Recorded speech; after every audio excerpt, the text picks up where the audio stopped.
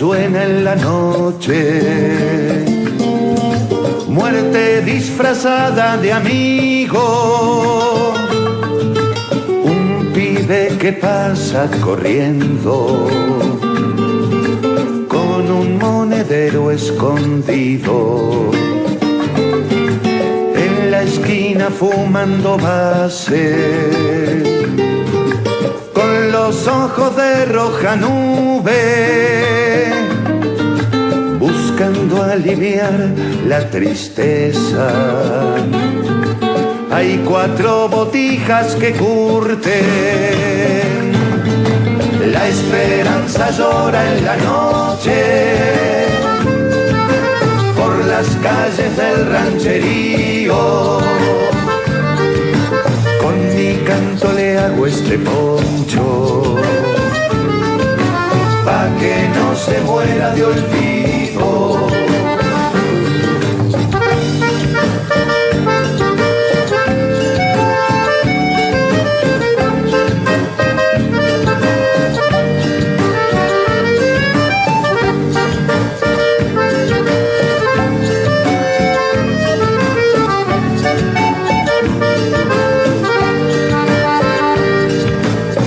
Mostramos desde la tele las mansiones, la buena vida, los banquetes de los famosos y ellos con la mesa vacía para protegernos más tarde de la realidad que creamos. Los mandamos al calabozo para que los caguen a palos. La esperanza llora en la noche, por las calles del rancherío. Con mi canto le hago este poncho, pa' que no se muera de olvido.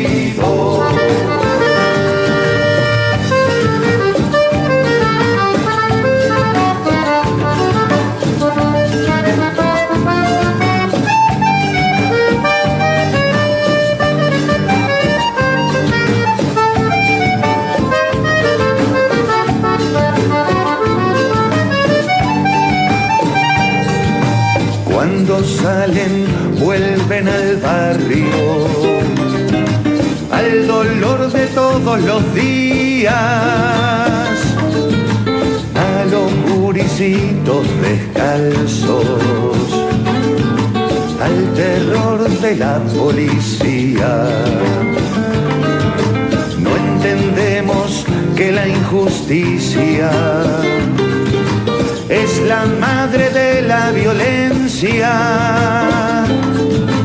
que el garrote no arregla nada. Dignidad, comida y escuela. La esperanza llora en la noche,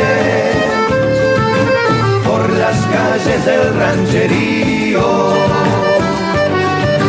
Con mi canto le hago este poncho,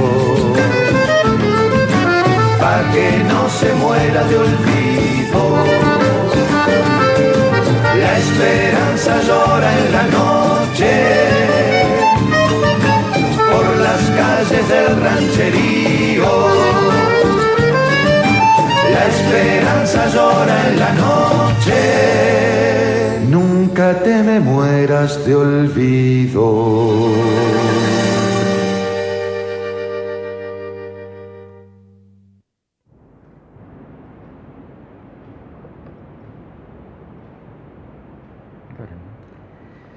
Bueno, buenas noches a todos los compañeros y compañeras que siguen este programa de convocatoria. Hoy es el programa número 53, ¿verdad, Carlos? 53. Es increíble hasta dónde hemos llegado con este empujón que le dimos a este situación, a este intento de poder tener un diálogo con todos y con todas del otro lado. Como siempre les decimos, si ustedes entienden que podría ser de interés para mayor cantidad de gente, que lo compartan, a ver si podemos entre todos llegar a mayor cantidad de compañeros y compañeras que piensen como pensamos nosotros, o para muchos de los programas han servido como para aclarar situaciones, quitarle confusión a las masas de trabajadores. El título que le pusimos hoy es Tiempo de llamar a las cosas por su nombre. Hay que elegir un lado y encaminar la lucha. Por ahí va, Carlitos. Muy bien, buenas noches, reiterando lo de Wilder, el agradecimiento por estar ahí, a las compañeras, a los compañeros, en este programa que Wilder, programa semanal, que Wilder se asombra del número de los 53, de lo rápido que ha ido pasando el tiempo, pero les pedimos a los compañeros que nos sigan, y compañeras que nos sigan acompañando, si es posible, y si es posible también compartan, a no olvidarse que estamos en YouTube también. Una vez que termine acá se publica esto en YouTube y basta ir allí y digitar en YouTube programa número tal, en este caso 53, y ahí aparece inmediatamente el programa. Si es posible, háganse, ¿cómo se llama?, seguidores o algo así. Se aprieta un botoncito allí para que cada vez que aparezca el programa ustedes tengan la notificación. Lo mismo que acá en Facebook. Todo esto bastante nuevo para nosotros, ¿no? Sí. Hace un año que estamos en esto, arrancamos en marzo del año, el 13 de marzo del año pasado, o sea, faltan 2 días para que este programa cumpla un año. Recién ahora me doy cuenta mirando la fecha. Y bueno, es así que nos parece que ha llegado la hora, es tiempo de llamar las cosas por su nombre, elegir de qué lado se está en esta lucha y encaminar la lucha, encaminar y encarar la lucha, diríamos nosotros. El tema es que hay tanta cosa para comentar en el día de hoy, pero ya empezamos con el tema del coronavirus, como no podría dejar de ser de otra manera, ante este avance brutal que está teniendo, como ya se preveía que iba a pasar, y esto que algunos califican como algo así como errores del gobierno o desgobierno, o como se lo quiera calificar, que en realidad a nuestro modo de ver no es ningún desgobierno, en realidad es la tendencia natural de cualquier gobierno. Se ha visto a nivel mundial, de cualquier gobierno que antes del ser humano pone al capital como prioridad. Por lo tanto, es un gobierno natural, es un gobierno normal, burgués, que prioriza el capital, prioriza el funcionamiento del mercado ante cualquier otro problema, más allá o más acá de que afecte a los seres humanos en la sociedad. Y es así que en el programa pasado enumeramos que en pleno comienzo de la pandemia se mandó a los niños a la escuela en las zonas rurales, porque el mercado necesitaba esa mano de obra para recoger las distintas zafras que en ese momento tenían que ser llevadas a cabo en el país. Ahora se abren las clases presenciales en este momento, porque también se prioriza el capital, el mercado, O sea, enseñanza para la burguesía significa zafra, significa créditos, significa ventas, significa pago de interés de créditos, por lo tanto significa la obtención de más ganancias de ese sistema parásito que es el sistema financiero, ese que le anda ofreciendo plata a toda hora. Se prioriza el funcionamiento del capital, del capitalismo. En segundo, tercero, cuarto plano queda el ser humano. Eso se llama capitalismo y es uno de los temas del programa de hoy. Wilder, tú tenés más o menos, porque has estado más informado que yo, de la cantidad de centros escolares y liceales, cantidad de profesores, cantidad de alumnos. No te digo numéricamente, pero te digo tu análisis en el sentido de lo que significa eso en este momento en que recrudece el número de contagios acá en la frontera. Sí, Carlitos, o sea, como integrante de la CESEU departamental, resolvimos hacer una solicitud al gobierno que reconsiderara, en el caso del departamento de Rivera, al estar en contacto con Brasil, que tiene bandera negra desde hace más de 2 semanas que tiene bandera negra, solicitar que se considerara esa situación.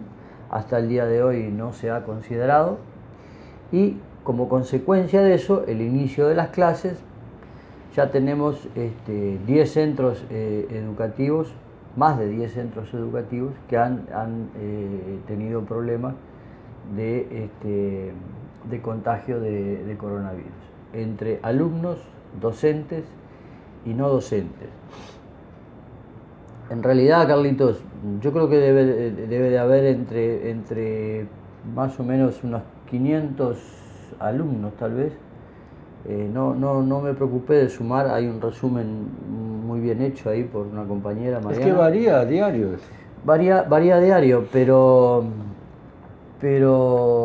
es un montón de compañeros que han tenido problemas y siguen apareciendo hasta el día de hoy esos problemas. Pero, como decía Carlitos, hay que poner a funcionar la máquina. O sea, nunca se detuvo, ¿verdad, Carlitos? Justamente. Ahora hay que ampliar el movimiento. Ellos hablan de la famosa burbuja, que la burbuja se rompe si tenemos que salir de la burbuja para ir a llevar a nuestros hijos o nuestros nietos a los centros de estudio. Estamos rompiendo la famosa burbuja que ellos dicen. Y después disparates como que, acordémonos que el año pasado la distancia mínima para estar los alumnos separados era una distancia de X, creo que eran 2 metros, y ahora pasó a ser 1,5 metros o algo de eso.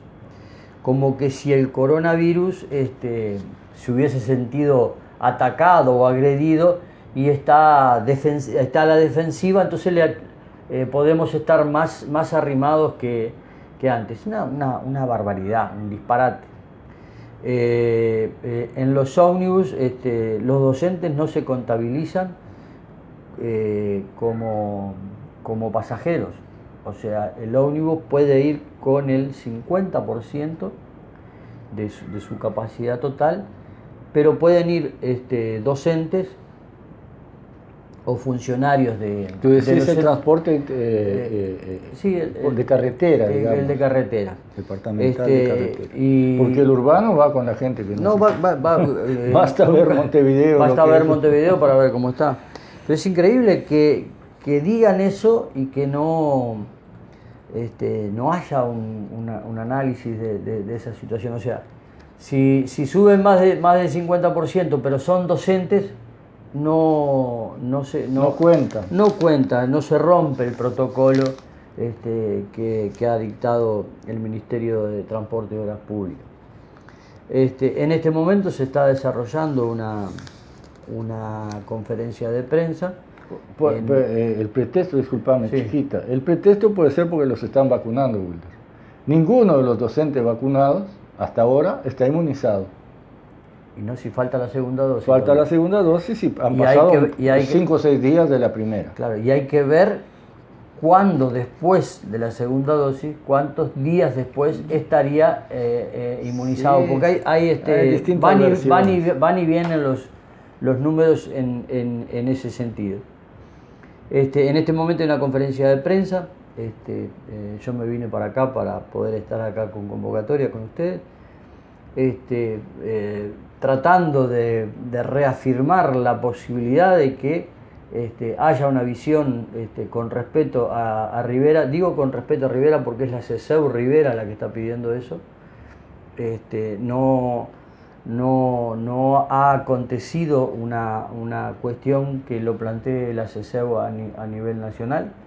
Ya lo planteó, pero no ha vuelto a reiterar ese pedido, y de acuerdo a lo que ha sucedido con la apertura de las clases y con lo que está sucediendo, que están cerrando los centros de estudio por contaminación y por contagio, estamos de vuelta reflotando la solicitud ya de forma más pública, menos institucional, para tratar de hacer comprender a la sociedad y también a las instituciones la cuestión de que es gravísimo esto. Yo quisiera saber... En horas del mediodía hubo una movilización de padres. De padres frente a la inspección de escuelas. Lo que habría que ver es, Carlitos, es si mañana o pasado tenemos la desgracia de que alguno de estos compañeros trabajadores de la educación el virus realmente les haga mucho daño y lo lleve hasta la muerte. Quisiera saber qué es lo que van a hacer las instituciones. La vida no se la pueden devolver, mientras que podrían haber evitado que esa persona se enfermara y no se muriera. Pero, como decía Carlitos, hay que hacer la otra lectura, y es que hay que poner a full el movimiento nuevamente, porque el capital dice que hay que hacerlo. La salud es importante para el capitalista. Sí se puede. Sí se puede. Si hay que detener las máquinas, no. No, ahí no. Es siempre y cuando se pueda, como cualquier cosa en la administración burguesa de cualquier Estado, en la administración capitalista de cualquier Estado, todo lo que tenga que ver con el pueblo, todo lo que tenga que ver con el bienestar humano, sí se puede. Nuestra Constitución reza que cada ciudadano de este país tiene que tener una vivienda digna, y de no poderlo hacer por sus medios, el Estado se tiene que encargar. Eso es si se puede. Sí se puede. La misma Constitución proclama como un derecho sagrado el derecho a la propiedad privada, de los medios de producción y de la propiedad privada en general. Y eso no es si se puede. Aunque vaya contra el interés general, aunque, como ya explicamos acá, alguien tenga 1000 y otro tenga 0 y se esté muriendo de hambre, la propiedad privada es siempre, no es si se puede. La prioridad, repetimos, no es el ser humano. Y es por eso que titulamos como titulamos el programa de hoy. Es tiempo de llamar las cosas por su nombre. Lo hemos venido diciendo de distintas formas en el programa, desde el 1 hasta ahora, así como hemos venido diciendo lo que nos motivó a salir con este programa, que es la puesta en escena de las cosas tan simples como son estas que estamos enumerando hoy. ¿Cuáles son las prioridades en una sociedad? ¿El capital, el dinero y la acumulación, o el ser humano? visto está diariamente en Uruguay y en el mundo que para el sistema vigente desde hace más de 200 años, la prioridad 1, 2, 3, 4 es el capital. El ser humano es descartable, es una cuestión renovable y llega a ser un problema en determinados momentos del desarrollo de este tipo de sociedad, como lo fue en el pasado cuando, por ejemplo, ante la revolución industrial en Italia, vinieron mis abuelos, vinieron a América, desechaban esa humanidad que les sobraba para implantar aquel nuevo modelo de producción dentro del capitalismo, nuevo método de producción industrializado dentro del capitalismo. Hoy en día eso ya no puede suceder más. Con la globalización y con la totalidad del mundo en esa misma situación, ya no hay cómo mandar, no se puede mandar a Marte por ahora al sobrante de seres humanos, a las fuerzas productivas que ya no tienen lugar en este planeta. O sea, eso no existe. Es el mismo mundo en el cual vivimos, para el cual este sistema, por más que lo intenten disimular, y para eso están los medios de comunicación, para eso están los informativos, para eso están los parlamentarios, para eso están los humoristas, para eso están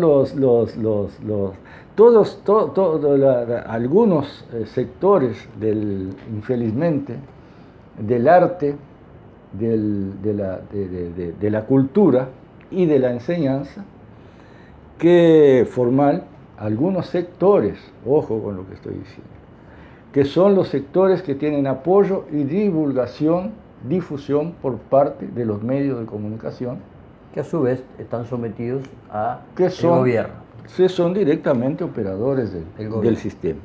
Entonces se cierra ese círculo de mentira y engañoso que intenta seguir metiendo abajo de la alfombra esta realidad que ya salta a la vista. Y cuando decimos las cosas por su nombre, es porque este problema, todo este problema mundial que programa a programa venimos enumerando, tiene un solo nombre. Se llama capitalismo. Y lo tenemos que llamar por su nombre. Y el medicamento para combatir esa enfermedad, el único medicamento, la única posible solución para ese mal que aqueja a toda la humanidad, es el socialismo. No hay otro, compañeros. Dejémonos de jorobar con modelitos, con discursos, con recambios de partidos en el gobierno. Capitalismo humano. Capitalismo humano, socialdemocracia. Toda esa terminología, ese disfraz que le quieren dar a exactamente el mismo sistema capitalista que es el causante del mal. Es la enfermedad de la humanidad.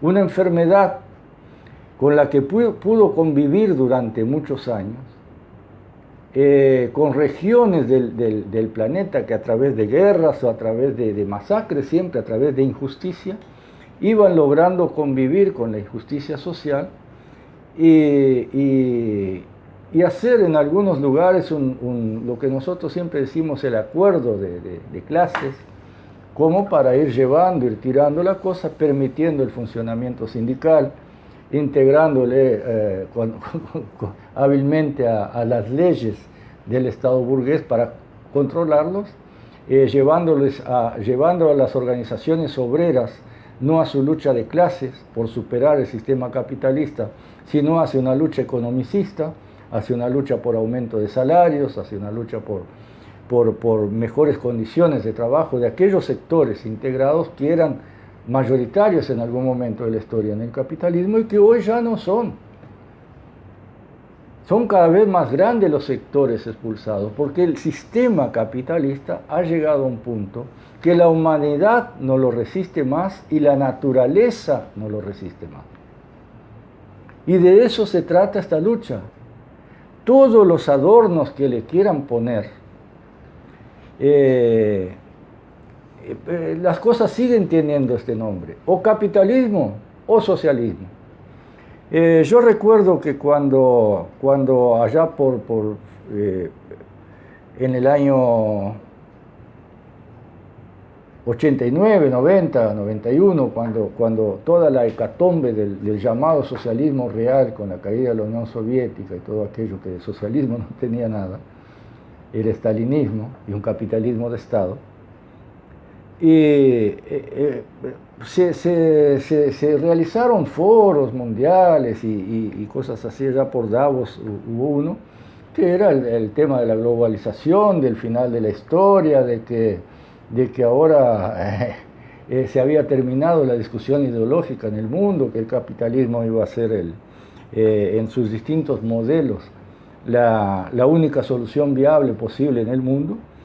Y a raíz de eso se movilizó otra gente. Yo me acuerdo en Porto Alegre, el foro de Porto Alegre, que se oponía a esa postura y lanzó que hemos dicho acá en el programa, la frase porque otro mundo es posible. Y si uno ve los documentos de aquel trabajo mundial, porque ahí vinieron representantes de izquierda y progresistas de todo el mundo, se enumeró uno por uno todos los males del capitalismo. Pero nunca se llegó a plantear que la única salida era el socialismo. ¿Por qué? Porque veníamos en un momento de desmoralización, de derrota a aquel sistema que muchos creyeron durante décadas, 60 años para ser más preciso, que era un sistema socialista, presidido por un partido comunista, dirigido por un partido comunista estalinista. Cuando nosotros también éramos ínfima minoría en esa época, diciendo que no se trataba de eso. Aquella desmoralización de la izquierda mundial causó que en ese momento se llegara a esa discusión con la frase máxima, otro mundo es posible. Y enumeraban el ataque a la naturaleza, todas las barbaridades del capitalismo, la injusticia social causada por el capitalismo, todo transformado en mercancía, todo transformado en negocio. Criticaban eso, pero no llegaron a plantear como única salida el socialismo. Es de ahí que vienen todos estos que nos gobiernan ahora, siendo Uruguay uno de los países con la izquierda más derechista de América Latina. Esa es otra cosa que a veces se deja de mencionar. Uruguay tiene la izquierda más a la derecha de América Latina. Uruguay tiene una izquierda a la derecha del peronismo en Argentina, que de izquierda no tiene nada, ni ellos se califican como izquierdistas. Uruguay tiene una izquierda dirigida por personas que ahora en la última elección el candidato a presidente del Frente Amplio estaba a la derecha de Talvi con relación a Venezuela, por ejemplo, cuando decía que Venezuela era una dictadura. Tiene una izquierda que fue capaz en sus años de gobierno de hacer lo que ni siquiera la derecha tradicional uruguaya había hecho: formar el partido militar de extrema derecha en Uruguay. Indiscutible a esta altura ese tema.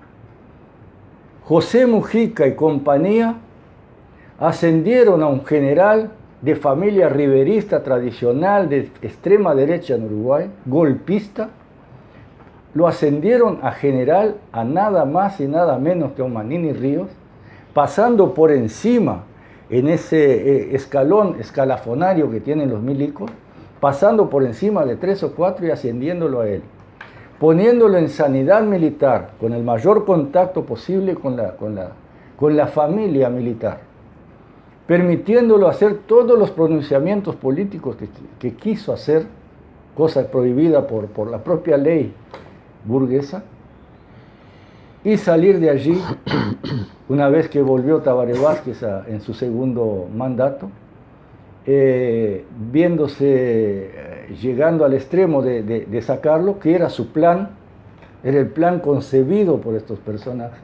Salió como víctima, corrido por los comunistas, que fueron los que formaron su partido, los que ellos llaman, que de comunistas no tiene nada, pero que los milicos dicen comunistas, o los pichi, les permitieron armar su partido, salió de allí como un perseguido con su partidito armado, 11% del electorado uruguayo. Nada más, nada menos, algo que ni siquiera la derecha tradicional había hecho nunca. Después de la salida democrática, ¿cuántos milicos se integraron en cargos superiores dentro de los partidos tradicionales después de la salida de la dictadura? Estaban allí aquellos viejos de pijama en su club militar, tirando caca para todo lado, pero sin posibilidad de llegar a nada. Pues ahora tienen un partido estructurado y armado durante los gobiernos de izquierda uruguayos, aconsejado hasta ahora en su actuación, como vimos cuando se despidió Mujica del Parlamento, dándole consejos, enseñándole a ser político a Manini Ríos. Orsi. General, no se vaya de la coalición. Es algo que a nivel mundial daría vergüenza.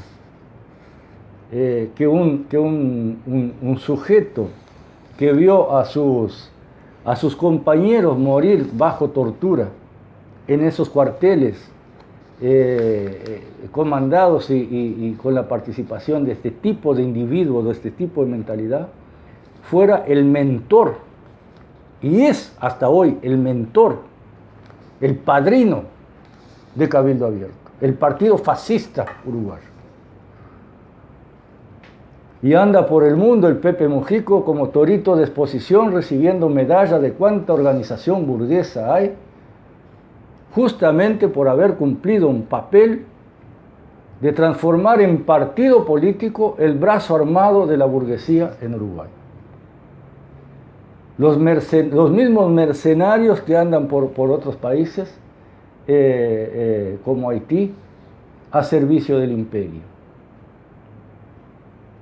Por eso decimos que es hora de llamar a las cosas por su nombre. Orsi, tú lo nombrabas, Luis. Sí, estaba leyendo. Anda a los abrazos con Manini también. Hablando, ¿sabe de qué? De derechos humanos. Precandidato. Uno más de esos que anda en la interna, comiéndose el hígado entre ellos para ver quién ocupa el lugar de Mujica o de Tabaré Vázquez, que falleció. Entonces, es en ese sentido que este programa tiene. ¿Tú querés hacer, discúlpame que yo me extiendo hablando? No, mencionaste lo de la caída del muro, ¿verdad, Carlitos? Donde muchos de nosotros decíamos que aquello hacía muchísimos años que había dejado de ser socialismo. Carlitos le puso el título ahí muy bien. Aquello era estalinismo puro, que eso no tiene nada que ver con la revolución rusa. O sea, la revolución mientras estuvo Lenin, la revolución avanzó, era una revolución socialista. Después terminó siendo un capitalismo de Estado comandado por Stalin. Y te acordarás, Carlitos, que cuando nosotros criticábamos esas versiones que venían de la Unión Soviética, éramos unos locos sueltos, mirá si eso que decíamos iba a ser cierto. Pasaron los años, cayó el muro y quedó desenmascarado lo que era la Unión Soviética, lo que era el capitalismo de Estado en la Unión Soviética. Aquella nueva burguesía que fue la perestroika, ¿te acordás? Iba a traer transparencia. Sí, pero durante los años del stalinismo, aquella nueva burguesía era simplemente el establishment público, la burocracia pública, la que tenía el control de la situación. No nos olvidemos que un país que cuando hizo la revolución en 1917, altísimo número de campesinos, solo el 10% vivía en las ciudades de aquel pueblo, en 1905, y después en el 17 seguía esa situación, y muchos de ellos analfabetos. Por lo tanto, el conocimiento, la capacidad intelectual para llevar aquel sistema nuevo que Lenin implantaba, estuvo en manos de un funcionariado público letrado, con instrucción, con enseñanza, que iba llevando adelante con el control de los cuadros y de la gente que el sistema iba formando para llevar adelante la revolución. En 1924, cuando muere Lenin, que asume Stalin, y empieza a principios de 1924, ya por enero de 1924, que Stalin asume, Lenin en sus últimos tiempos de lucidez, porque estuvo un buen tiempo incapacitado antes de morir, ya no hablaba, pero llegó a alertar los peligros que significaba para la revolución este señor Stalin, que ni siquiera había sido de los principales dirigentes de la lucha revolucionaria ni en el 5 ni en el 17. Bueno, este sujeto no solo trabajó su figura, el culto a su personalidad, sino que mató a todos sus opositores. Dentro de frontera y fuera de frontera. Y fuera de frontera. Mató y siguió matando todos los dirigentes revolucionarios de la original guerra soviética, que sí cumplió un papel mundial, para toda la clase trabajadora del planeta. Tanto es así que a raíz de la Revolución Rusa se empezaron a aceptar en Europa las primeras, Alemania fue el primer país, las primeras leyes laborales.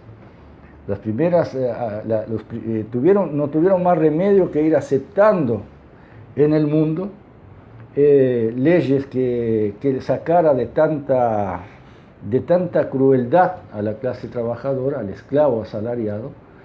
Pero Stalin, una vez que asumió el gobierno, pasó a ser la tranca para el progreso de eso a nivel internacional.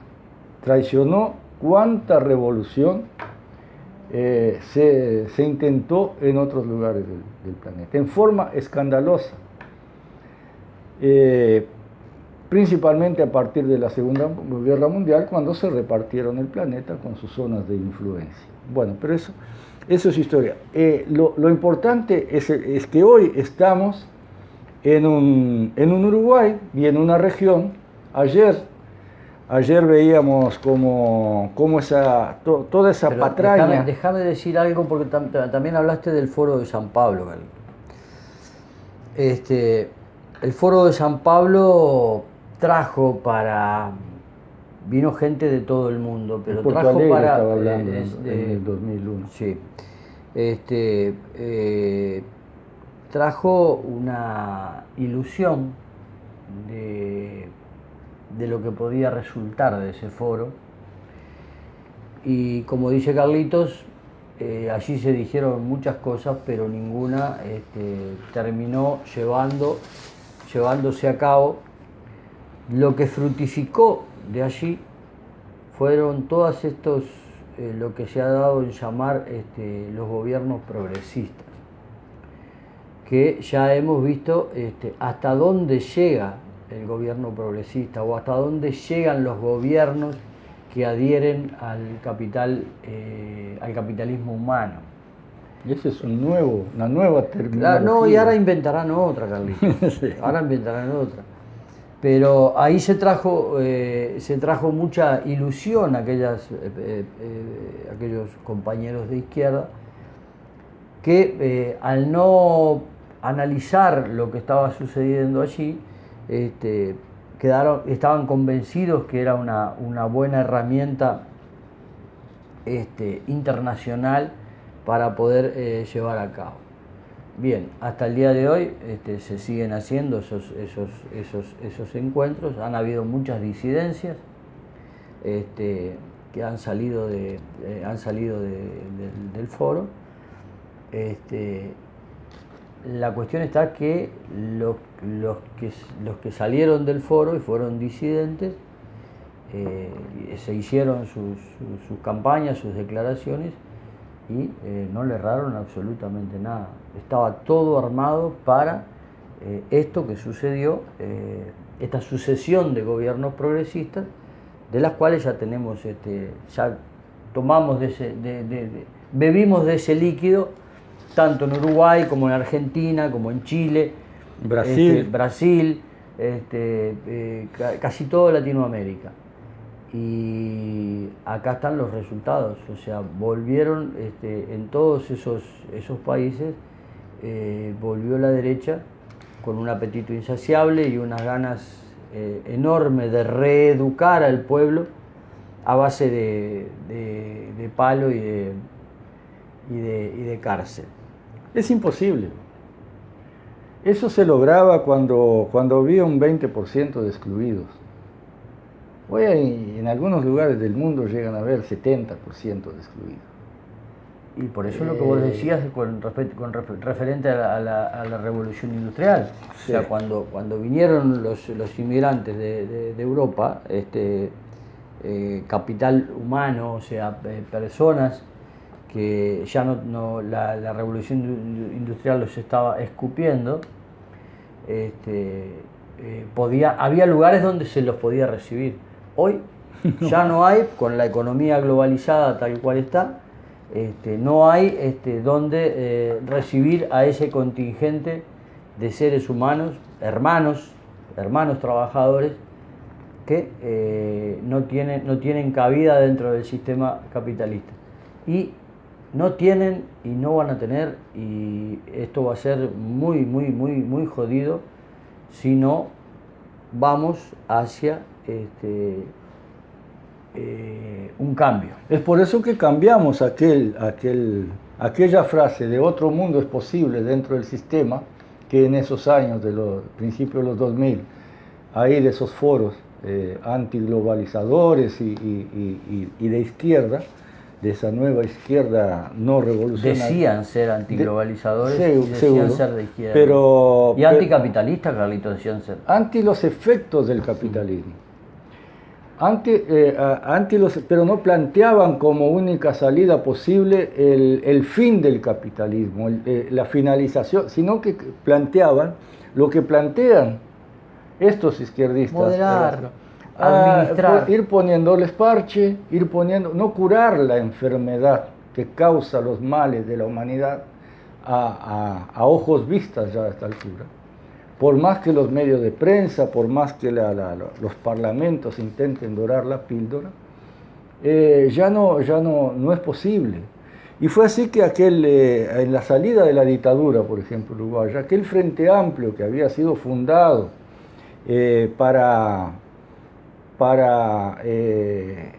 ir caminando hacia el socialismo, acumulando hacia una sociedad socialista, llevando consigo parte de la burguesía de izquierda uruguaya, se terminó transformando en lo que es hoy en día la burguesía dirigiendo el Frente Amplio, llevando de tiro, llevando como furgón de cola a los sectores que antes eran los miembros de los partidos prosocialistas, evolucionistas en el sentido de cambiar el sistema capitalista por un sistema socialista.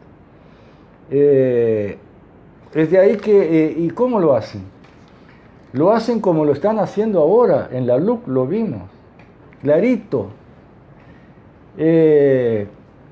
apoyando 3/4 partes de una ley capitalista que adapta al Uruguay a las nuevas condiciones del capitalismo mundial para la participación en ese capitalismo mundial que los grandes monopolios tienen reservados en sus planes para el Uruguay.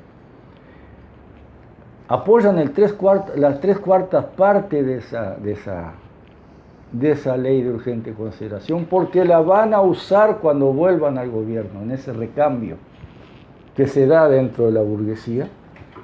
Alternancia se llama. En esa alternancia, Educate. tirarse la pelotita tuya y mía.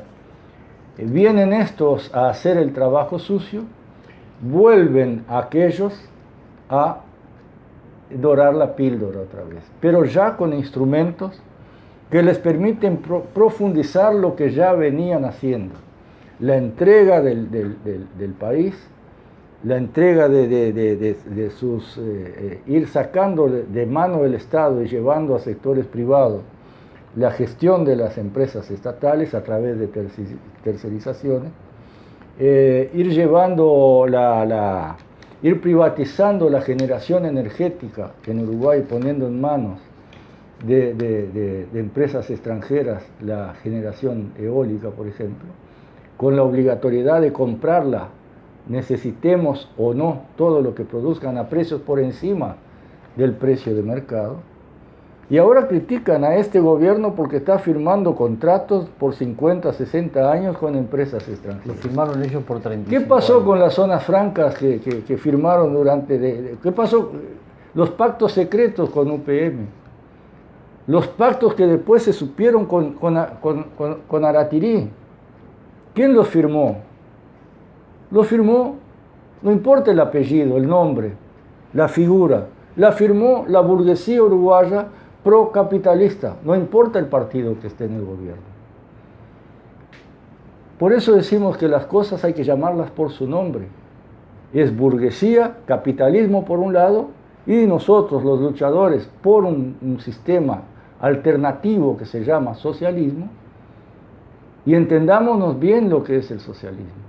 El socialismo se trata de eliminar la propiedad privada de los medios de producción. Eso es socialismo. Eliminar el trabajo asalariado. Eliminar la propiedad privada como principal interés, como elemento sagrado de las reglas de convivencia humana en una sociedad. Pasar al ser humano como prioridad ante la propiedad. De eso se trata el socialismo. Cualquier otra cosa que la quieran llamar socialismo es mentira. Cualquier otra cosa a la cual quieran llamar socialismo que no tenga esas 3 o 4 cositas fundamentales, que es la quita de derechos de alguien de trabajar por uno y ganar por 10 o por 100 o por miles, cualquier sistema que se diga socialista y no elimine la explotación del ser humano, el contrato privado, la venta de mano de obra, el contrato privado de un explotador hacia un explotado, la venta de su mano de obra para que él acumule capital, cualquier cosa que no incluya la eliminación de eso, no se llama socialismo, se llama capitalismo, porque esa es la base del capitalismo, el trabajo asalariado, el agarrar el producto muerto vuelvo con este concepto, del trabajo humano, que es la plata, y hacerla moverse de un lado al otro, pasando por el trabajo humano y obteniendo de ahí ganancias, tanto en el sistema productivo como en el sistema financiero, que es lo mismo. La plata amontonada no genera nada, lo único que le da funcionamiento al capitalismo es el trabajo humano, lo único que posibilita que exista un capitalista y que reproduzca su capital es la intervención humana en el movimiento del dinero. Aun cuando la deposita en un banco para vivir de intereses, alguien tiene que ir ahí, sacar esa plata, sacar de su trabajo y del trabajo de sus empleados, si es un empresario, parte de eso para que rinda intereses al que aplicó en el banco. O sea, siempre el funcionamiento capitalista funciona a través de lo que se arranca del trabajo humano. Y cuando ese trabajo humano no está para repartirse equitativamente entre todos los seres humanos, está para la acumulación de algunos, eso se llama capitalismo. Todo lo demás es mentira. Todo lo que le quieran decir, eurocapitalismo, eurosocialismo, socialismo, no sé, el nombre que le quieran poner, es mentira. El socialismo es la eliminación del trabajo asalariado, eliminación de la propiedad privada, de los medios de producción, no la casa, no el cepillo de dientes. Estamos hablando de los medios de producción. Si no está la eliminación de la posibilidad de la compra de mano de obra a un precio inferior a lo que produce esa mano de obra para alguien, eso se llama plusvalía, esa ganancia, y ese método se llama el método capitalista de producción, sistema capitalista de producción, lo que permite la acumulación y causa las injusticias que sufrimos todos. ¿Entiende? Todo lo demás es adorno, todo lo demás son figuritas que nos venden para seguir, por supuesto, aquellos sectores que se benefician de eso, seguir viviendo a costilla, con ventajas sobre los que le generan esa riqueza y ese bienestar. Y donde el capital a nivel internacional, llamémosle por ejemplo el Fondo Monetario Internacional o Banco Mundial, le dan préstamos a nuestros países, donde está incluida la asistencia social, porque saben que si no hay una asistencia social para apagar los incendios, para estos famosos 400.000 trabajadores que estaban en el Mides y que la coalición de gobierno lo descubrió enseguidita que apareció el coronavirus, les da dinero para que creen esos planes familiares de tratar de mantener callados y en voz baja y invisibilizados a ese ejército que dice Carlitos, ese ejército de desocupados, ese ejército de personas que están fuera del sistema, pero que hay que mantenerlos callados. O sea, está todo estudiado. Dedicamos un programa entero a eso, la pobretología de McNamara y todo aquel. No solo los préstamos a los países para que hagan ese uso que vos acabás de describir, sino que esos países y esas personas muchas veces endeudadas lleguen a sentir culpa, ellas, por haber administrado mal el dinero, por no haber hecho las cosas correctamente. Porque en el sistema capitalista se termina yendo gran parte de eso por el funcionamiento a acumular más capital. Claro, termina en el bolsillo, de eso. ¿Tá? Y ata de pie y mano al país cada vez que tiene que asumir mayor cantidad de préstamos de dinero en ese sentido, que no soluciona absolutamente nada, solo hace invisible una realidad que tenemos en el país. O sea, existen, pero los convertimos en invisibles con esos dineros que contradictoriamente da los bancos internacionales. Pero es para que no se vean, para que desaparezcan y que parezca que todo el país está funcionando a full, que no hay ningún problema en el país. Pero es solo pura y exclusivamente para eso, y el dinero termina, porque ¿dónde gastan esa miserable suma que le dan por los planes del Ministerio de Desarrollo? ¿Y dónde lo gastan? Lo gastan acá y va a parar de vuelta al sistema. Por más que ese pobre vaya al almacencito del barrio y compre ahí. Ese almacenero del barrio, para abrir el almacén, muchas veces contrajo un crédito bancario para comprar stock. A la vez, el mayorista que le vendió saca una ganancia. Lo que pagó ese pobre por el kilo de arroz, el kilo de azúcar en el almacencito de barrio, un gran porcentaje va al sistema financiero como pago de intereses y otro porcentaje va a los mayoristas que venden.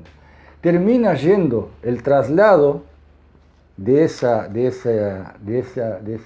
dinero transformado en mercancía para la horrible subsistencia con lo mínimo posible de esos sectores expulsados del sistema, termina igual yendo a parar a los bolsillos de lo que tienen la sartén por el mango.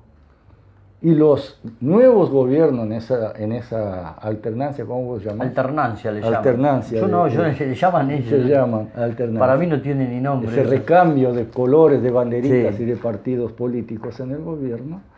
Termina la nueva banderita, la nueva carita que aparece en la televisión, legitimando, reconociendo la deuda y pagando los intereses y muchas veces culpando a los electores que una vez a cada 5 años en Uruguay son llamados a ejercer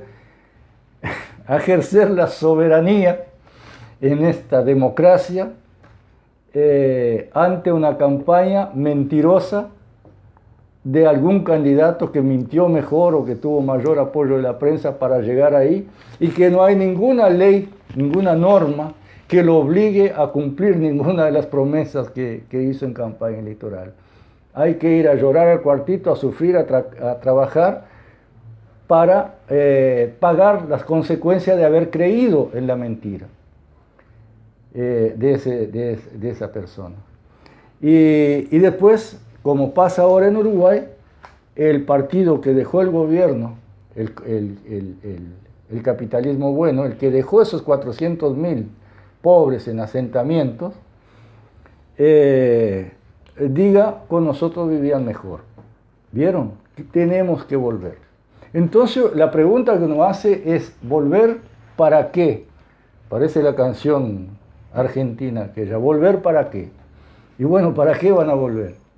Para hacer lo que estaban haciendo antes de perder la elección para este gobierno, o ir profundizando aún más, porque ahora tienen una LUC apoyada hasta llegar a la ruptura con su propia, hasta llegar al riesgo de la ruptura con su propia militancia para respaldar 3/4 partes de esa ley que profundiza el dominio, adapta, como decíamos, el capitalismo destinado para el Uruguay para los años futuros. Incluso declaran que va por buen camino, como lo dijo Vergara, y llegan a la mentira, a tergiversar, a hacerle chantaje, porque esto es chantaje. El militante termina teniendo que aceptar estas barbaridades, porque si no le dicen que está luchando contra la unidad y está trabajando para el enemigo. Al punto que llega la hipocresía de los que después se abrazan con Sartori, de los que después hablan de derechos humanos con Manini Ríos, de los que después hacen que la militancia junte comida para repartir ellos en su campaña interna con billetitos. Volver para eso, para que esos ciudadanos ninguneados, expulsados del sistema en Uruguay, sean cada vez más dependientes de esos buenos burgueses que le van a tirar un canastito. De eso se trata, volver. ¿En qué momento? El otro día yo veía, porque tanto propagandearon que yo no vi en la tele, pero vi después en YouTube pedazos de un programa al cual fue el Boca, el gran senador comunista del Uruguay. Y ahí se armó un debate, precioso debate. Se tiraban culpas. En un momento el Boca decía, porque hablando de Alfie, Ajá. lo mismo que hemos dicho acá, que es una gran verdad, siendo presidente de la OPP, fue al extranjero a defender a Aratiri en un juicio contra Uruguay, que le iba a sacar, Boca no lo dijo, lo dije yo, nada más, nada menos que la cuarta parte de las reservas uruguayas en dólares. 3.500 millones de dólares, de los 15 que tiene Uruguay. Y el que le contestó le dijo, pero el contrato con Aratiri lo firmaron ustedes. El juicio surgió por un diferendo de un contrato que firmaron ustedes con Aratiri. Sí, eso estuvo mal, pero ustedes están peor porque, ¿entendés? Se trata de decir, nosotros somos capitalistas como ustedes, pero somos capaces de ser un poco mejores. Y con eso siguen engañando a la gente, siguen diciendo que son lo distinto, que son lo diferente. ¿Diferente en qué? En la velocidad. O piensan venir a implantar o a trabajar y a convencer a la gente, a reactivar comités de base, a discutir ideológicamente y a trabajar por el socialismo. ¿Piensan hacer eso? Es la pregunta que uno se hace. Bueno, nosotros acá, y toda una serie de compañeros en todo el país, estamos cansados de esas mentiras. Y estamos llamando, como decíamos hoy, a que sigamos llamando las cosas por su nombre, poniendo cada uno en el real lugar que está ideológicamente, capitalista o anticapitalista. Déjate de embromar, hay que decirle a los dirigentes, que ahora están llevando al sindicalismo de tiro también, a la cúpula sindical, detrás de esas ideas. Pero esas cúpulas llegaron a la cúpula porque el trabajador los votó. De alguna manera ellos llegaron ahí, son aceptados por muchos. Y les están mintiendo también. Así como siempre mintieron los blancos y colorados en el pasado, estos también, como operadores de un partido político burgués, capitalista en Uruguay, que es el Frente Amplio. O sea, no hay ningún partido de izquierda revolucionario, socialista, no hay nadie que luche contra el capitalismo en los partidos integrantes del Frente Amplio. ¿O hay alguno?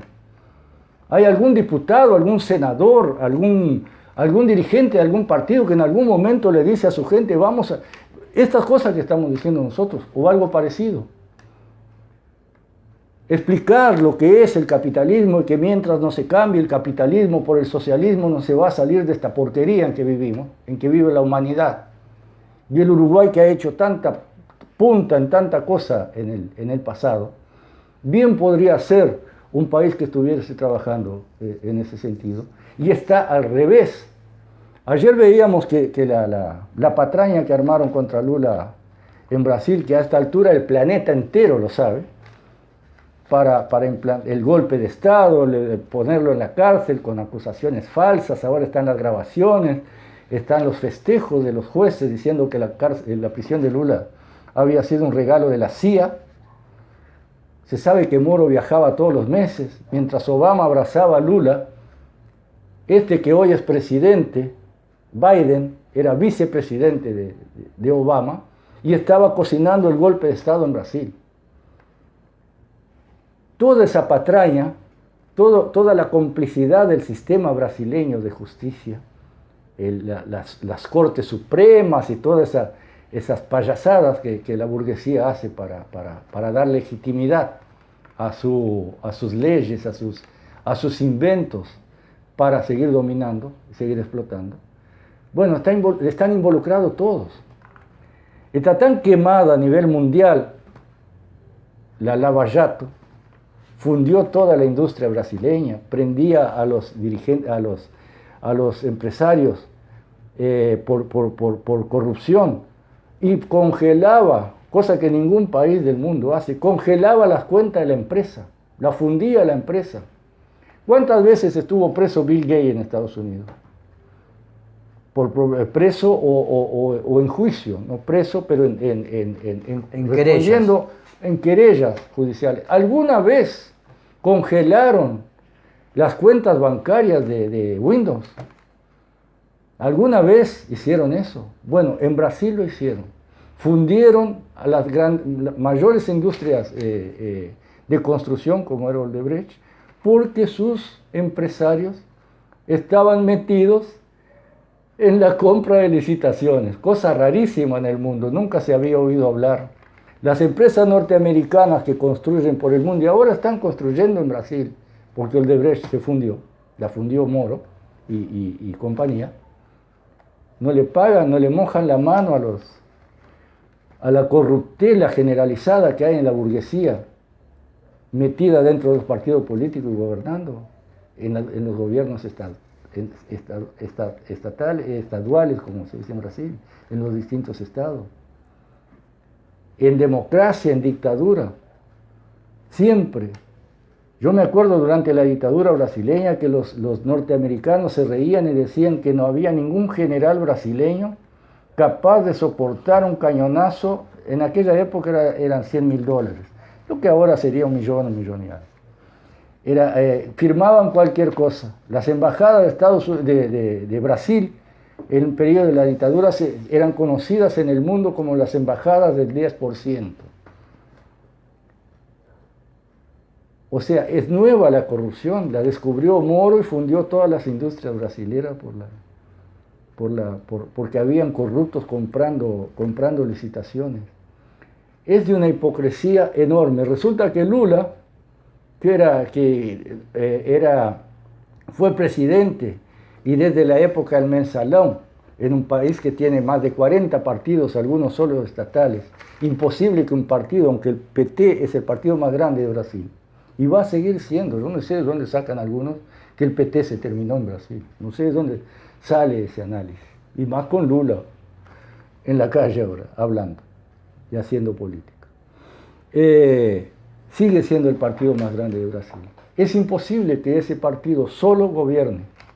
Hay estados que después llevan al Parlamento sus representantes, que hay que hacer acuerdo con ellos. No es como el Uruguay. El Uruguay son 3 millones y medio de habitantes. Río Grande do Sul tiene 11 millones y medio en el último censo. Ahora debe andar por 12 millones de habitantes. Son 3 Uruguay, más de 3 Uruguay.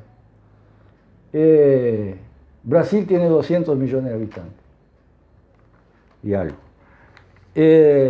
Entonces, los acuerdos interpartidarios son imposibles no tener que pensar en ellos para llegar al gobierno en Brasil.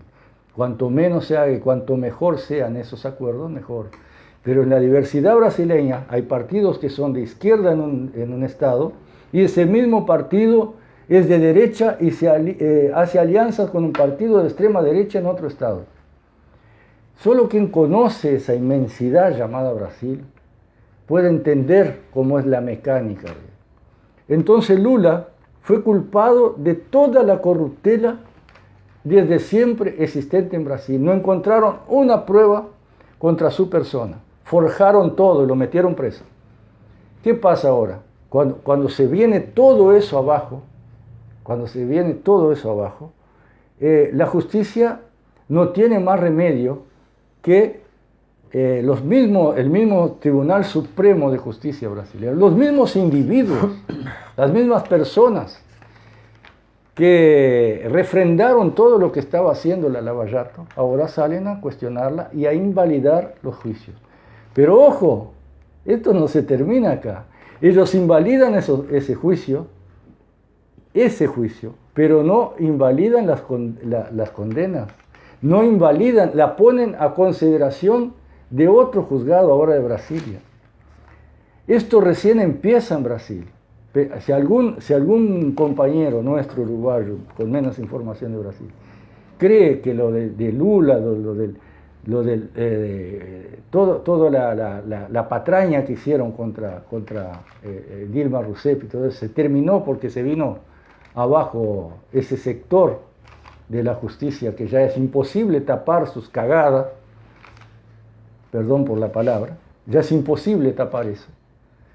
Simplemente sacan de ahí, invalidan aquello y lo mandan a otro juzgado que puede o revalidar aquel juicio anterior, porque lo hicieron por motivos técnicos, porque usaron pruebas que no eran válidas, porque actuaron mal, pero en ningún momento invalidan todo el proceso que se hace contra Lula. Eso puede ser reflotado a cualquier momento, porque si hay un miedo que tiene la burguesía brasileña, es que el PT vuelva al gobierno. No es como acá en Uruguay.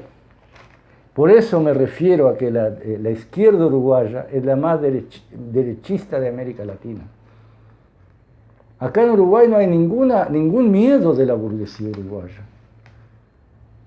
Porque esa batalla la dieron en los años 90, cuando la burguesía ganó la dirección del Frente Amplio.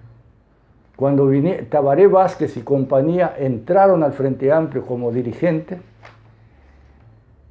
en la primera intendencia del Frente, en aquella campaña, y pasó, como recién describía, el Frente Amplio de ser un sector acumulador de fuerzas hacia la izquierda, a ser un acumulador de fuerzas hacia la derecha, hacia la burguesía y hacia el capitalismo. Y lo lograron hacer. Por lo tanto, esa pelea ya la ganaron hace tiempo. Nunca habían amasado tanta plata los empresarios, los ricos uruguayos, como en los 15 años de gobierno del Frente. No tienen nada contra él. La cosa se cocina a otro nivel. El recambio se cocina a otro nivel. Es una jugada ensayada burguesa, a ver si se entiende. Vienen los malos de la película a hacer el trabajo sucio y a robar abierto, porque eligieron justamente el sector más ladrón de la política uruguaya, que son los blancos. Han dejado el tendal siempre que gobernaron. El gobierno del papá de este nene es reconocido en el mundo como ejemplo de corrupción, de un gobierno corrupto en el país. Vienen estos a hacer el trabajo sucio para la burguesía, a cambio de todo lo que pueden robar, y después vendrán los otros a hacer ¿qué? A repartir comida de vuelta, planes de emergencia, pero a mantener el sistema capitalista ya en su nuevo papel, con más injusticia social, profundizando más la pobreza, la miseria y la exclusión en el país, papel que le asigna el capitalismo internacional y el imperialismo al Uruguay. De eso se trata entonces nuestra lucha, cuando decimos, a nosotros no nos importa ni que sea el Boca, ni Carolina, ni la calle Pou, es una cuestión de sistemas. Este programa y la gente que más o menos está en la misma corriente de opinión con nosotros, siempre nos referimos al programa del compañero Héctor Napoli, los domingos a las 11 de la mañana, a quien mandamos saludos desde acá. Y otros compañeros que se están organizando, capaz que no en forma tan clara y tan definida como nosotros, pero que surge una corriente que ve que esto no va para más. Y nosotros pensamos que tenemos que empezar por definir y llamar a las cosas por su nombre. Y eso es lo que estamos haciendo en esta noche.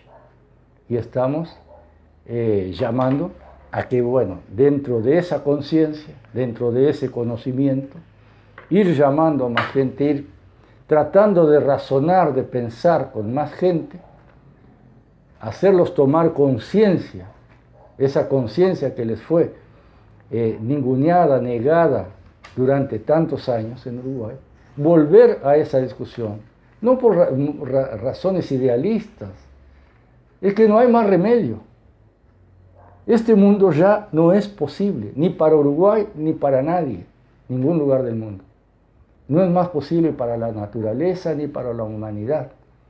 Hay que definirse y pelear poniendo cada cosa en su lugar, cada cosa en su lugar, y encaminar la lucha hacia el socialismo, hacia el cambio de sistema, no hay otra.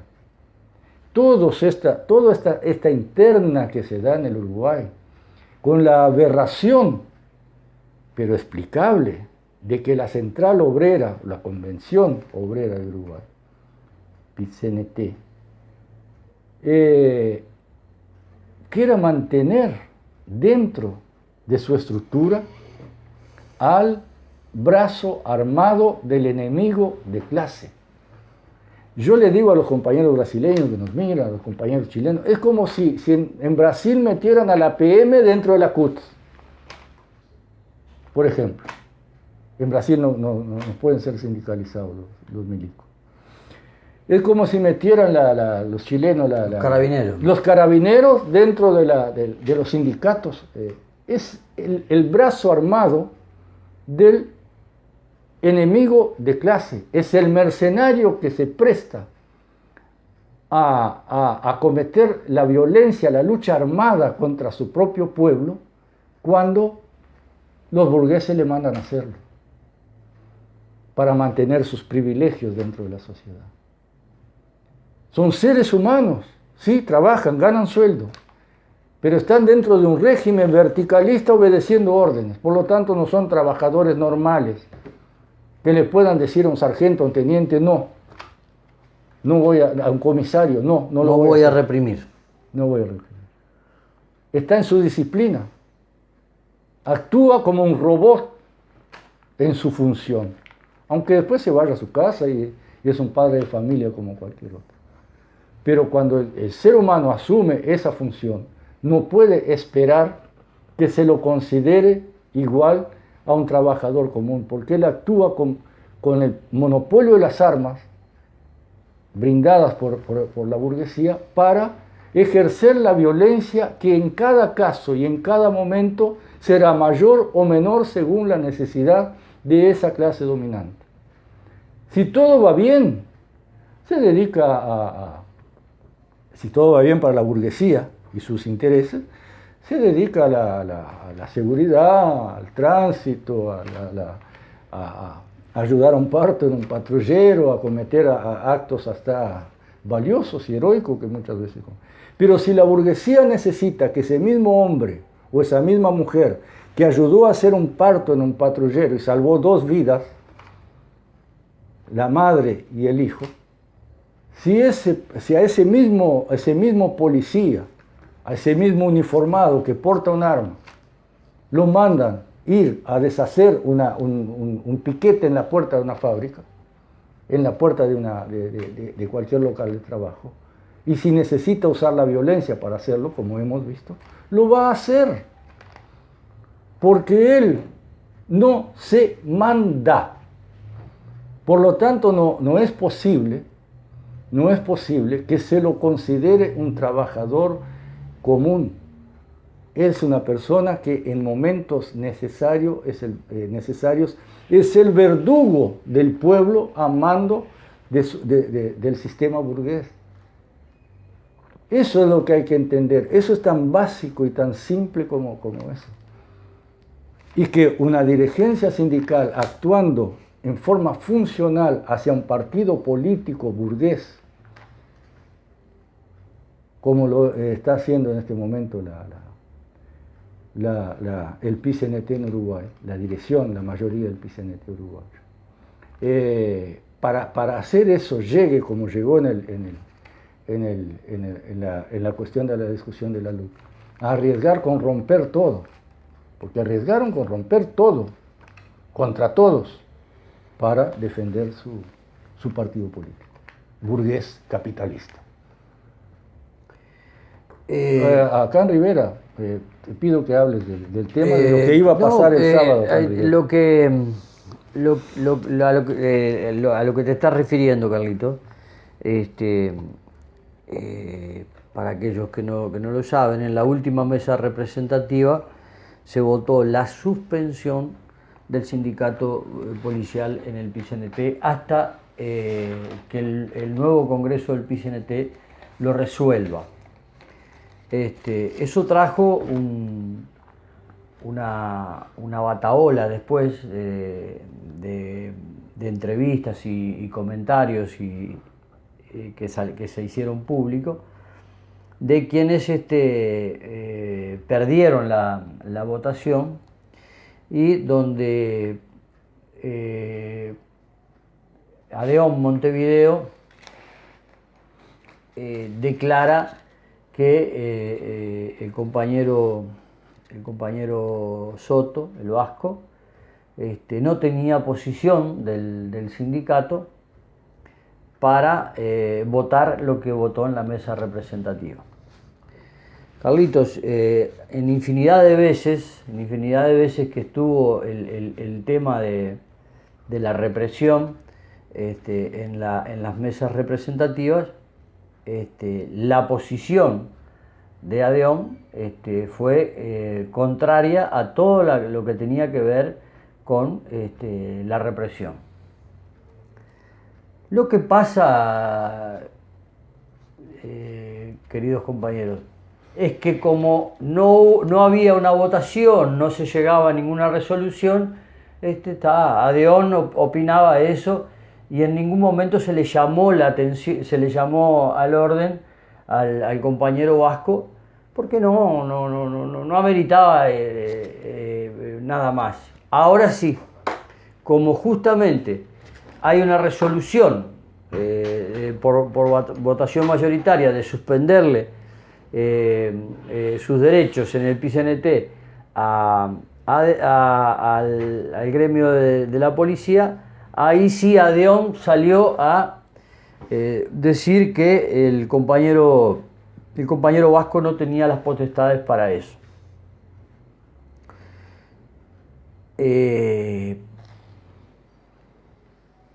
Hay antecedentes e incluso adentro de ADEON de que eso ya había sido resuelto o discutido.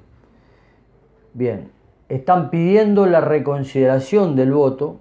Los portavoces de esto son el presidente y el secretario del PICNT. La reconsideración, que lo van a reconsiderar el 21, 22 de este mes, va a haber una reconsideración del voto por la suspensión del gremio policial. Y en algunos momentos hacen hincapié en que ADEON no tenía el compañero representante en la mesa representativa, no tenía la posición de su gremio.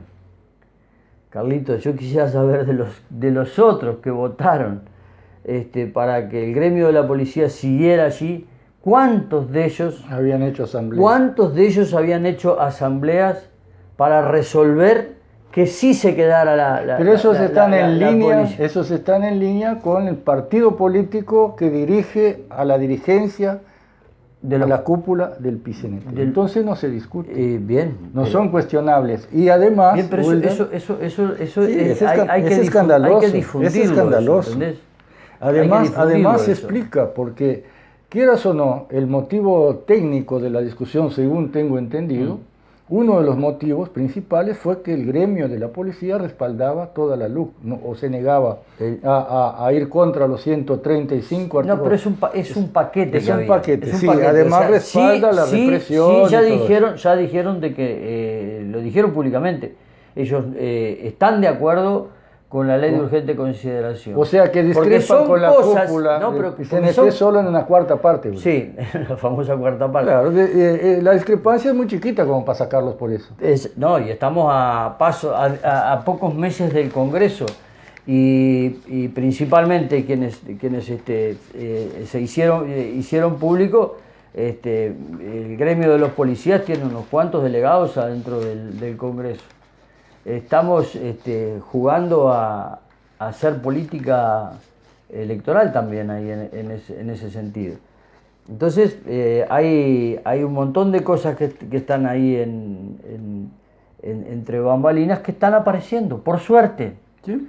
Por suerte están apareciendo este tipo de cosas y por suerte obliga a que discutamos estas cosas, que es una cosa, o sea, no hay mucha intención del PIT-CNT de discutir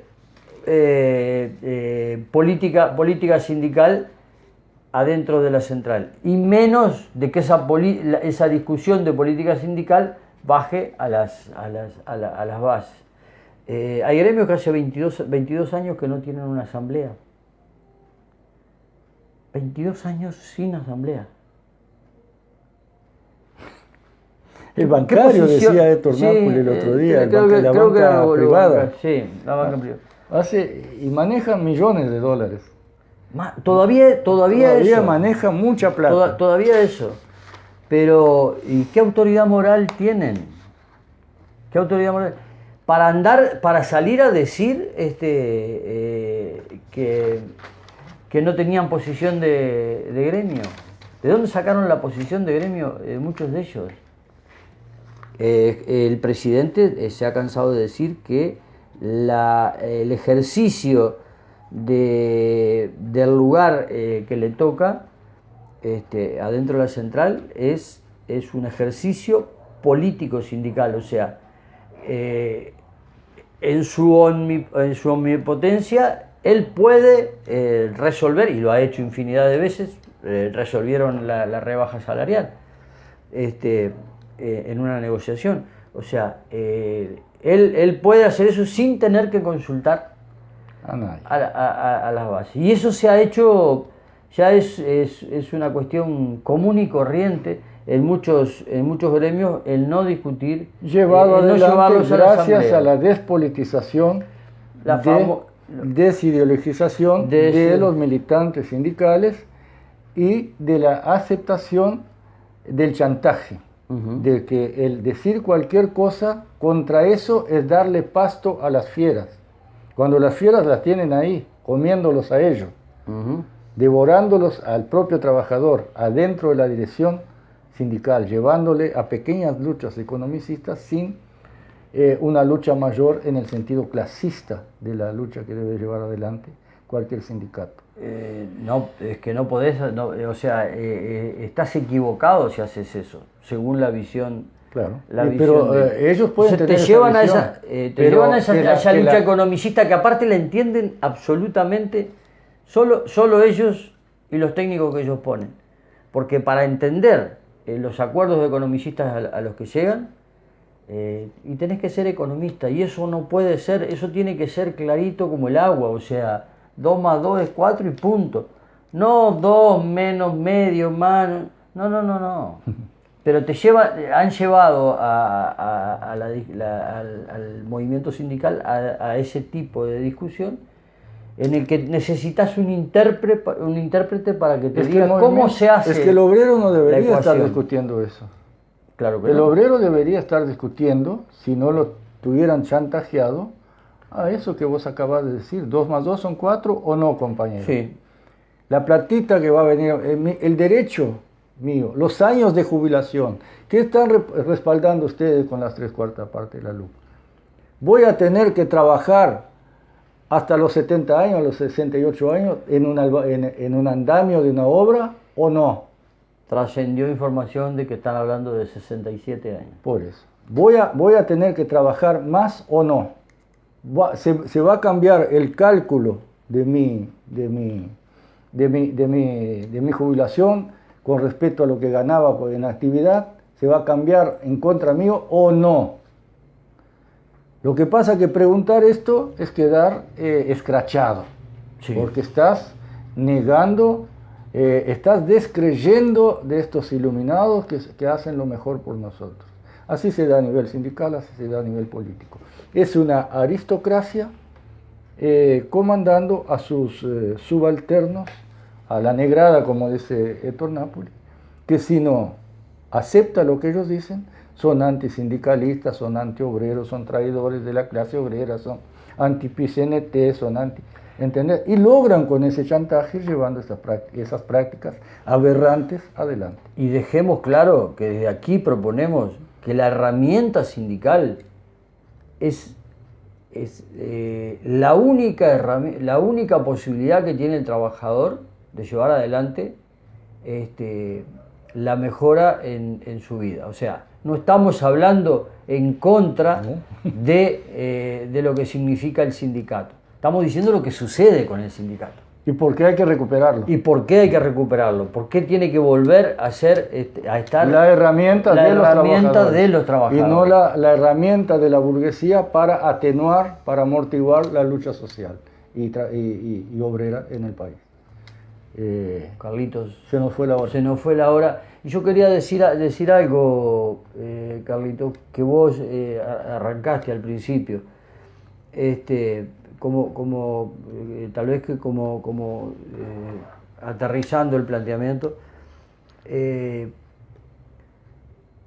hemos tenido tal vez un pequeño problema por eso acá cuando le pusimos es tiempo de llamar a las cosas por su nombre, hemos tenido un problema que en definitiva nos ha allanado el camino para poder ser más llanos, más locuaces, más explicativos. Y es que hay todos los días, hablamos de 2 o 3 temas, pero hay muchos más temas para hablar, porque ha sido imponente la cantidad de información que ha salido para que podamos comunicarnos con ustedes, pero siempre tendiendo a aterrizar el planteamiento, que sea comprensible por todos y aclarar cuál es el perfil del programa, que es en este sentido de interpretar ideológicamente todos esos hechos. Y poder, siempre decimos humildemente desde nuestra opinión, que sea comprensible para todos. Y seguimos insistiendo que si hubieran más programas por ahí de convocatoria, con este perfil de convocatoria, de intentar llegar a las masas con la clarificación de las situaciones políticas que se dan a nivel nacional y a nivel internacional. Por ahí quería cerrar lo que vos habías arrancado al principio y cómo encaminar la lucha. Y la verdad que nosotros también nos quedamos un poco sorprendidos. Hay mucha más gente que opina similar o muy parecido a lo que en el programa de convocatoria emitimos. O sea, lo hemos dicho otras veces, no se sientan solos, están acompañados. Hay más gente que opina o piensa y actúa igual que nosotros. Estamos desparramados. El llamado que tú hacías era justamente eso, seguirnos juntando, seguirnos viendo las caras, seguirnos aproximando para poder encauzar la lucha. Te dejo a ti el cierre del programa. El cierre, me olvidé de decir cuando empezamos, siempre digo los temas musicales. El primero era conocido tema de Pablo Estramín, que tanta falta hace con sus canciones en este momento tan especial que se vive ahora. La esperanza llora en la noche se refiere a las cosas que hemos venido hablando. Como siempre el arte revolucionario haciendo punta en todos esos temas sociales. Por eso a veces es tan perseguido en todos los momentos históricos. El arte siempre ha sido muy apuntado como enemigo por las clases dominantes, porque siempre hay un sector del arte que es realmente vanguardia. Abren cabezas.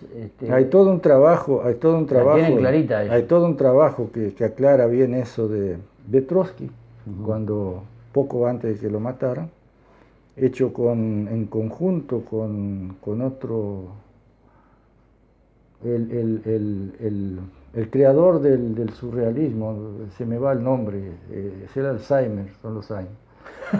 Escribieron esta obra, un manifiesto de Fiari o algo así, donde explican esta función del arte, cómo fueron perseguidos en la época de la monarquía los escritores y revolucionarios, los artistas burgueses de la época, que eran los que se oponían a la monarquía, y cómo en el transcurrir del tiempo siempre ese arte, el arte de punta, el teatro, los grandes escritores, los músicos, van haciendo punta. Bueno, acá en Uruguay, ¿cuántos casos tenemos? Un Benedetti, un Galeano, ¿Cuántos un exiliados, Onetti, cuántos exiliados tuvimos? ¿Cuántos músicos incontables? Bueno, con ese tema que habla de la exclusión social y de las consecuencias del capitalismo en nuestra juventud, de los excluidos de nuestra juventud, y nos vamos a despedir con un tema de Ignacio Copani, el argentino, que se refiere al sistema político en general, y se llama ¿Qué esperaban sus majestades?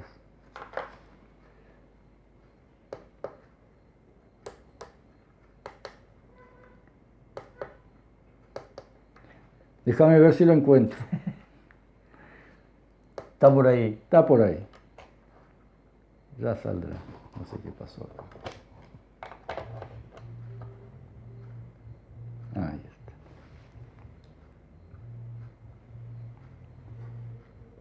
está.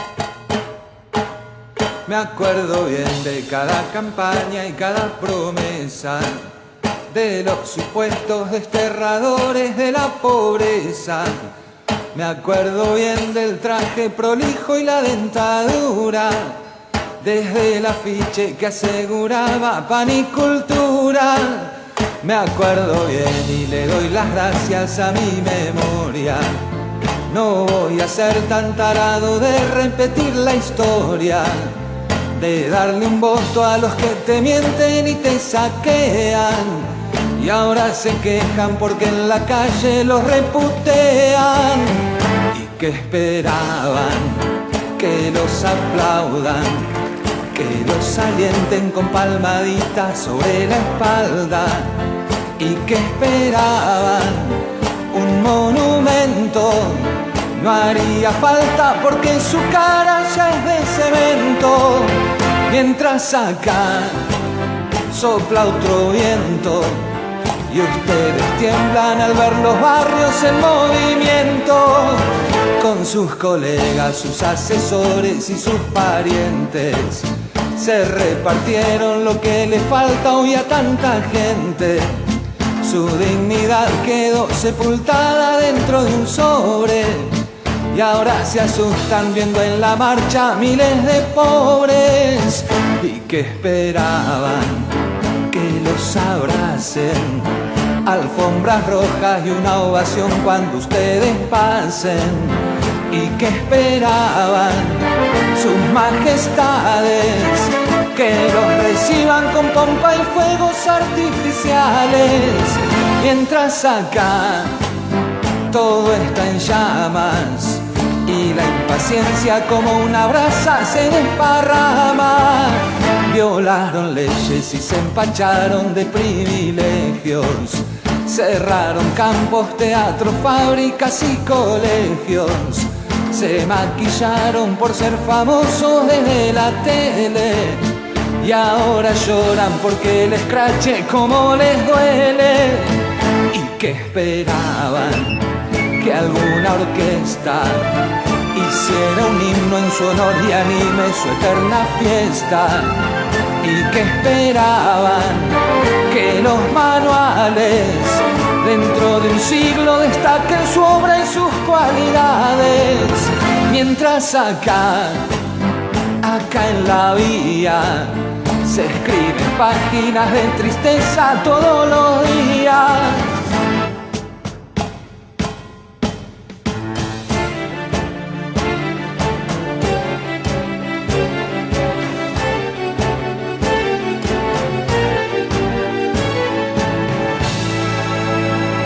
acuerdo bien de la vez que hicieron su juramento. Como al que gana la lotería los vi contentos. Cumplieron todo para el poder que siempre los manda. No será Dios, pero ahora la patria se los demanda. ¿Y qué esperaban? Un homenaje, que les mandemos postales cuando se van de viaje. ¿Y qué esperaban? Una medalla, les va a quedar muy bonita encima del traje a rayas, porque esta vez no nos estafan. Vamos a ver si el pueblo es la ley. De esta como zafan.